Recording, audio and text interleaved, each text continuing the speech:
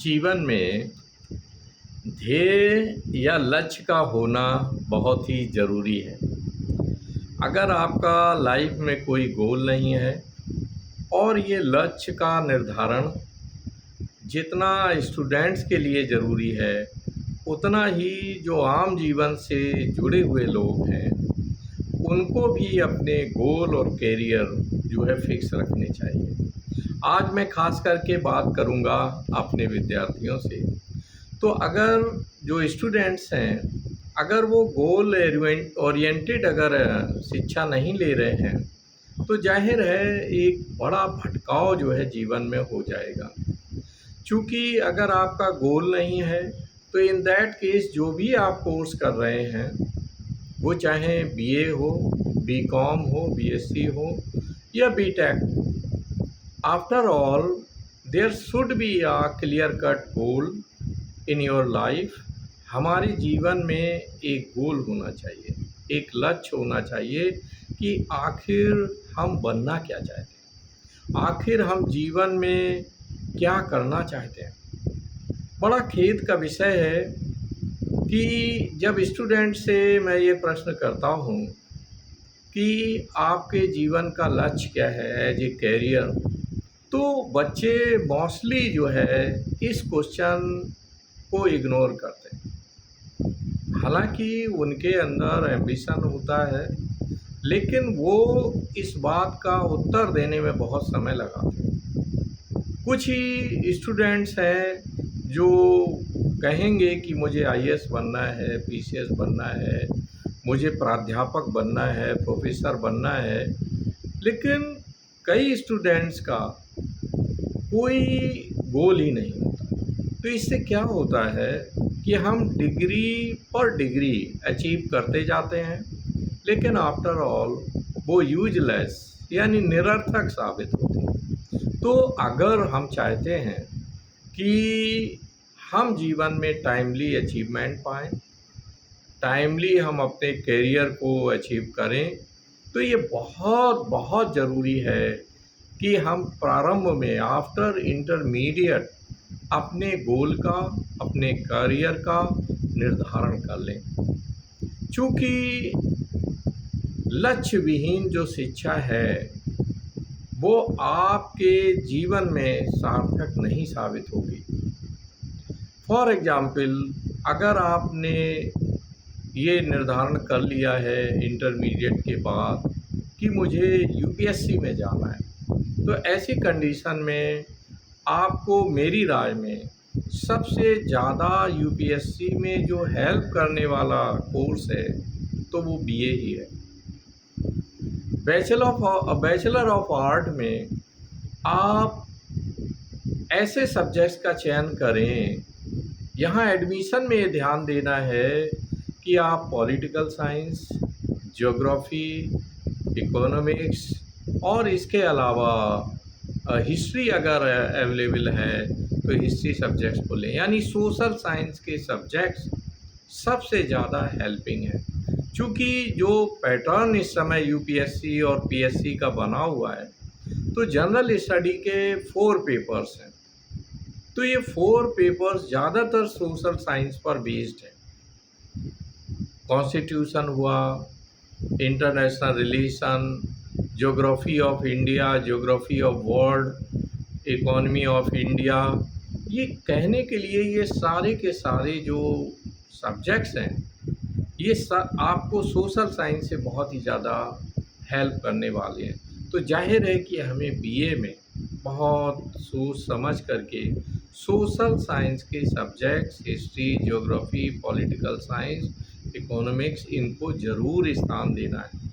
ये ना केवल यूपीएससी और पीएससी में आपकी हेल्प करेंगे, बल्कि एसएससी और अदर जो वन डे कंपटीशन हैं, उनमें भी जीके को बनाने में इनका बहुत ज़बरदस्त रोल है। जो जीके है, उसमें मोस्टली क्वेश्चंस जो है वो सोशल साइंस से आते हैं, कुछ साइंस से आते हैं, लाइफ साइंस से आते हैं।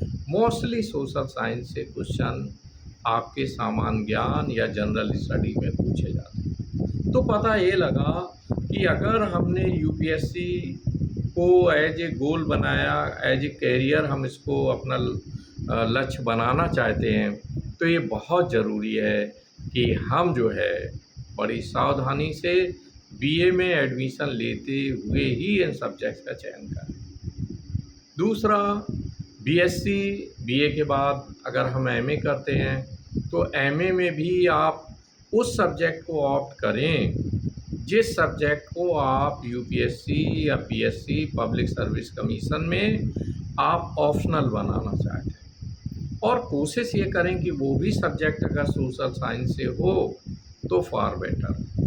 क्योंकि इससे क्या होगा कि जनरल स्टडी में कम से कम एक कोर, एक ब्रांच हमारी एमए करते हुए कंप्लीट हो जाएगी, और इसके अलावा 600 मार्क्स के जो 2 पेपर हैं ऑप्शनल के वो हेल्प करेंगे, और इसके अलावा जनरल स्टडी में जो 4 पेपर्स हैं उनमें बहुत सारा सिलेबस सोशल साइंस के उस सब्जेक्ट से ही मैच कर रहा है।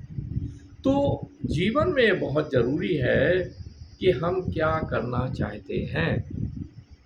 आप एमए अगर एकेडमिक फील्ड में हमें जाना है तो इन दैट केस बहुत ही ये अच्छा होगा कि हम उस सब्जेक्ट का चयन करें जिससे इजी गोइंग वे में हमारा नेट हम क्वालिफाई कर लें। बीएससी वाले स्टूडेंट्स भी सोशल साइंस का कोई सब्जेक्ट लेकर अगर वो एमए करते हैं तो उनको नेट और जेआरएफ निकालना बहुत ही आसान हो जाएगा बनिस्बत साइंस सब्जेक्ट के। क्योंकि साइंस सब्जेक्ट्स में जब हम पीएचडी करते हैं तो जाहिर है वहाँ लेबोरेटरी से भी अटैच जो है सब्जेक्ट होता है, तो इन दैट केस और इसके अलावा जो भी साइंस के सब्जेक्ट हैं वो डे बाय डे बहुत ही प्रोग्रेसिव हैं, बराबर उनमें इन्वेंशंस और रिसर्चेज हो रही हैं जिसकी वजह से उनका कोर्स और सिलेबस बराबर बढ़ता चला जा रहा है। तो ये बेहतर है कि बीएससी अगर आप करना चाहते हैं तो बीएससी करने के बाद भी अगर आप समझदारी का परिचय दें तो ये बेहतर होगा कि आप सोशल साइंस के किसी सब्जेक्ट को ले कर के एमए कर लें और उससे आसानी से आपका नेट जेआरएफ जो है वो आप क्वालिफाई कर लेंगे। तो कहने का मकसद ये, अगर आपको टीजीटी और पीजीटी में कैरियर बनाना है तो इन दैट केस आपको बीएड की डिग्री लेना है, फिर वहाँ टेट और सीटेट करना है। अब बीएड और एमए में क्या बेहतर रहेगा, तो मेरी समझ में तो एमए फॉर बेटर है। क्योंकि जो बीएड है, बीएड के बाद भी हमें टेट सीटेट है ना, सुपर टेट, ये कंपटीशन क्वालिफाई करने होंगे, तो क्यों नहीं एमए के बाद सीधे नेट जेआरएफ और असिस्टेंट प्रोफेसर, यानी एक जंप हो जाएगा आपके सैलरी में भी और आपकी पोस्ट में भी। तो यहाँ ये बहुत ज़रूरी है कि हम पहले ही अपना लक्ष्य निर्धारण करके चलें।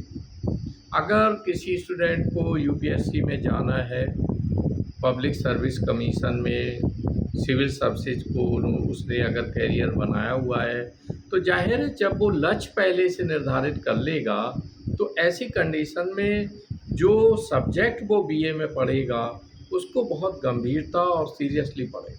तो इन दैट केस आप देखें कि उसकी बीए की डिग्री लेते हुए ही सिविल सर्विस की तैयारी हो जाएगी बहुत कुछ। तो यहाँ ये ज़रूरी है कि हम जीवन में अगर हमें टाइमली अचीवमेंट लेना है तो इन दैट केस अगर हम बैंकिंग सेक्टर में जाना चाहते हैं या वन डे का टेस्ट एसएससी में जाना चाहते हैं तो जाहिर है हमें अपनी रीजनिंग पर, मैथमेटिक्स पर अतिरिक्त समय देना होगा। तो यहाँ पर हम जो भी फाउंडेशन है हमारा, जो बेस सब्जेक्ट्स हैं उनको हम तैयारी करते हुए आगे बढ़ेंगे। तो इंटर के बाद बहुत ही महत्वपूर्ण समय है कि आफ्टर ऑल हम बनना क्या चाहते हैं लाइफ में, हमें कौन सा प्रोफेशन है, कौन सा जॉब है जो बहुत अट्रैक्ट करता है, उसमें सैलरी क्या है, उसमें जो लीव्स हैं, छुट्टियों का क्या प्रोविज़न है। तो वो सारी चीज़ों को देख करके हमें अपना लक्ष्य निर्धारण करना चाहिए। बहुत सारे हमारे विद्यार्थी हैं जो प्राध्यापक बनना पसंद नहीं करते, जबकि आज की डेट में अगर मैं ये पाऊँ कि सबसे सुकून वाला कोई प्रोफेशन है तो वो एकेडमिक फील्ड ही है। क्योंकि एकेडमिक फील्ड में आप देखें सैलरी भी बहुत ही अच्छी है। पीसीएस में बहुत सारी ऐसी पोस्ट हैं लोअर कैटेगरी में जिनसे सैलरी आपकी जो है, जो हमारे बेसिक में सम्मानित टीचर हैं, प्राध्यापक हैं, उनकी सैलरी उस पोस्ट से ज़्यादा है। अधीनस्थ चयन सेवा में बहुत सारी ऐसी पोस्ट हैं जिनमें सैलरी बेसिक में जो हमारे टीचर हैं उनसे कम है। तो कहने का मकसद ये है, टीचिंग बहुत ही अच्छा प्रोफेशन है, इसमें छुट्टियां भी बहुत ही ज़्यादा हैं। India is a land of festival, Bharat त्योहारों का देश है, आए दिन त्योहारों पर छुट्टियां होती हैं। ये बात हमारे स्टूडेंट्स अभी नहीं समझते हैं। जब वो मैरिड लाइफ में जाते हैं, पारिवारिक जीवन में प्रवेश करते हैं, तब पता लगता है कि छुट्टियों की हमें कितनी ज़रूरत है। तो लीव बहुत ज़्यादा है, सैलरी बहुत ही अच्छी है, सम्मान प्रथम कैटेगरी का है, फर्स्ट कैटेगरी का है, जहां लोग दिल से आपको रिस्पेक्ट देते हैं। अदर प्रोफेशन में हो सकता है आप बड़ी पोस्ट पर हैं, लेकिन आपके डर और दबाव की वजह से सम्मान किया जाता है, लेकिन शिक्षक को बाकायदे आपके पेरेंट्स के बाद सेकंड स्थान दिया जाता है और लोग गुरुजनों को पूरा सम्मान देते हैं। इसके अलावा टीचर एक लीडर होता है। जो बच्चे आपको मिल रहे हैं, आप उनका पथ प्रदर्शन करते हैं। अगर आप डिग्री कॉलेज में प्रोफेसर हैं तो जाहिर है उस युवा पीढ़ी को आप गाइड करते हैं जिसके कंधों पर देश का भविष्य टिका हुआ है। तो कहने के लिए विद्यार्थी एक तो दिमाग से इस बात को निकालें कि आफ्टर ऑल शिक्षण में मेरी रुचि नहीं है ना। शिक्षण आज की डेट में सबसे अच्छा प्रोफेशन है। अवकाश के आधार पर, सैलरी के आधार पर, रिस्पेक्ट के आधार पर एवन जॉब। तो आप यहाँ पर, मैंने जो शुरू में ही आपसे कहा था कि विद्यार्थियों के लिए बहुत ही ज़रूरी है कि वो लाइफ में अपने गोल को डिफाइन कर लें और उसके बाद वो डिग्री का निर्धारण करें। हम डिग्रीज को असेंबल करते जाते हैं, बीए बीएससी करते हैं, एमए एमएससी करते हैं, उसके बाद पीएचडी भी कर लेते हैं, लेकिन आफ्टर ऑल शुरू में हमने कोई लक्ष्य नहीं बनाया होता है, जिससे मैं पाता हूँ कि ग्रेजुएशन में जो बच्चा स्टूडेंट पहुँचा हुआ है वो भी अपने करियर को लेकर के स्पष्ट नहीं होता है। और ये संख्या आई थिंक स्टूडेंट्स की बहुत बड़ी संख्या है। करीबन 50 to 60% स्टूडेंट्स, और बल्कि इसको और ग्राफ को बढ़ाया जा सकता है, 70% स्टूडेंट्स लक्ष्य ओरिएंटेड नहीं है। इसलिए वर्ल्ड बैंक ने अभी जो पीछे हमारी भारत की शिक्षा को लेकर और हमारी प्रतिभाओं को लेकर के जो आलेख पब्लिश किया, आर्टिकल, रिसर्च पेपर आया, उसमें उन्होंने ये दिया है कि भारतीय विश्वविद्यालयों और महाविद्यालयों से पढ़कर जो विद्यार्थी निकल रहे हैं उनमें 90% students are unfit for job. 90% विद्यार्थी जॉब के लायक नहीं। तो उसकी वजह यही है, क्योंकि कोई लक्ष्य नहीं है। जॉब मिल जाए, एनी हाउ मुझे सर्विस मिल जाए, लेकिन आपने लक्ष्य नहीं बनाया। तो यहाँ मेरी आपको एडवाइस है सभी स्टूडेंट्स को कि बहुत ही क्लियर कट आप रोड मैप बना लें और अपने गोल का निर्धारण कर लें कि मुझे जीवन में कौन सा प्रोफेशन है जो मेरी रुचि के अनुसार, और इसके अलावा जो भौतिकता के आधार पर सैलरी हुआ और इसके अलावा अवकाश हुआ, इन तमाम मानकों को देखते हुए आप अपने लक्ष्य को बना लें और लक्ष्य के अनुसार जब प्रवेश लें हम ग्रेजुएशन में, तो विषयों का भी चयन उसी आधार पर किया जाना चाहिए। फिर इसके बाद जाहिर है पोस्ट ग्रेजुएशन में भी उसी तरह हमें जाना है कि किस सब्जेक्ट से हमारा नेट जेआरएफ या रिसर्च वर्क आसान हो जाएगा, तो उस तरह से आप जीवन में आगे बढ़ें। तो आज विद्यार्थियों, ये महत्वपूर्ण था, जीवन में बहुत ही महत्वपूर्ण लेसन पर मैंने आज बात की है। आप अपने लक्ष्य को निर्धारित करके जीवन में समय से तरक्की पाएँ, समय से जॉब को अचीव करें। इन्हीं शुभकामनाओं के साथ आप सभी से मेरा आग्रह है कि अगर ये वीडियो आपको अच्छा लगा हो तो इसे लाइक करें, अपने अन्य दोस्तों के बीच शेयर करें और मेरा यूट्यूब चैनल सब्सक्राइब कर लें, जिससे मेरे आने वाले वीडियोज़ आप तक पहुंचते रहें।